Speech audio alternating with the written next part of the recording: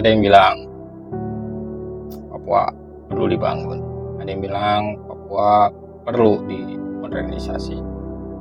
Tapi pernah nggak kita bertanya siapa yang memutuskan Papua harus seperti itu, dan siapa yang memandang Papua terbelakang?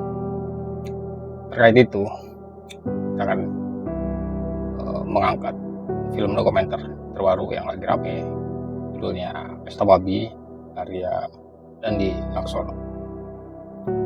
Jadi film ini mengikuti atau mengangkat kisah orang-orang Papua yang diwakili oleh Yasinta dari suku Marin dan Vincent dari suku Yei. Jadi suatu kali mereka melihat ratusan eskavator berdatangan ke tanah mereka, tanah leluhur mereka, dikawal militer atas nama Proyek Strategis Nasional atau PSN. Hutan sagu yang selama ini jadi sumber kehidupan perlahan diganti lahan monokultur, tanah adat dipatok, dan sungai tercemar. Semua itu dikemas dalam satu narasi besar, pembangunan. Nah, disinilah saya mau ngajak untuk melihat film ini pakai sudut pandang seorang pemikir, Edward Said.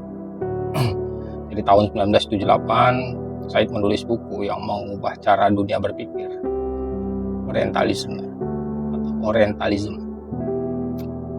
Intinya di buku itu, Barat menciptakan konsep Timur bukan untuk memahami Timur, tapi untuk mendefinisikan dirinya sendiri sebagai yang superior, yang modern, rasional, maju. Dan sebaliknya, Timur dilabeli sebagai primitif, mistis, irasional, terbelakang, dan perlu diselamatkan. Ini bukan soal fakta, ini soal kuasa untuk mendefinisikan. Saya bilang siapa yang punya kuasa untuk mendefinisikan, dia yang punya kuasa untuk menguasai atau berkuasa. Sekarang coba kita terapkan ke film Pesta Babi. Masyarakat adat Papua dengan sistem pesta babi mereka, dengan hutan sagu mereka, dengan hukum adat mereka, dilihat oleh pusat kekuasaan sebagai simbol keterbelakangan. Padahal pesta babi bukan sekadar ritual makan-makan. Di dalamnya pesta babi ini ada sistem perdamaian antar suku, sistem distribusi sumber budaya, sistem ekologi yang sudah terbukti ribuan tahun, sistem sosial ini sophisticated, ini advance. Tapi narasi orientalis membaliknya.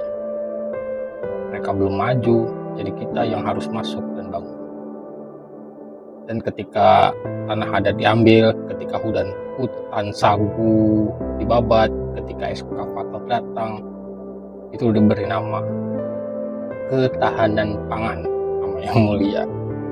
Transisi energi proyek strategis nasional atau PSN, itulah Said menyebutnya mekanisme ini sebagai cara kekuasaan mengubah kekerasan menjadi kebajikan dengan membungkusnya dalam bahasa kemajuan. Yang menarik, ini bukan hanya soal Barat versus Timur. Dalam konteks pesta babi, yang bermain adalah orientalis internal.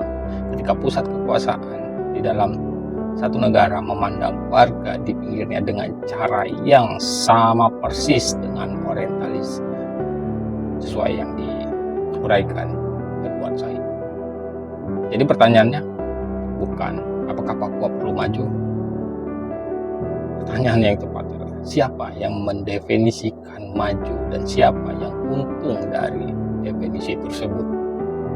Ketika kita bilang suatu masyarakat terbelakang, kita sedang meminjam bahasa yang sama dengan yang digunakan penjajah ratusan tahun lalu. Bahasa yang membenarkan pengambil alihan kependudukan suatu wilayah. Kembali lagi, masyarakat Marin dan Yei punya sistem pengetahuan tentang alam, tentang perdamaian, tentang keberlanjutan, tentang tatanan sosial, yang dunia modern sekarang belajar keras untuk meniru itu. Mereka bukan kasus pembangunan yang tertinggal, mereka adalah korban dari definisi kemajuan yang terlalu sempit. Definisi yang diukur dalam hektar sawit, ton bioetanol, dan batas-batas di peta investasi. Jadi ini bukan sekadar film, ini bukan sekadar informasi, ini adalah bagaimana kita melihat Barat sebagai pemerintah pusat memandang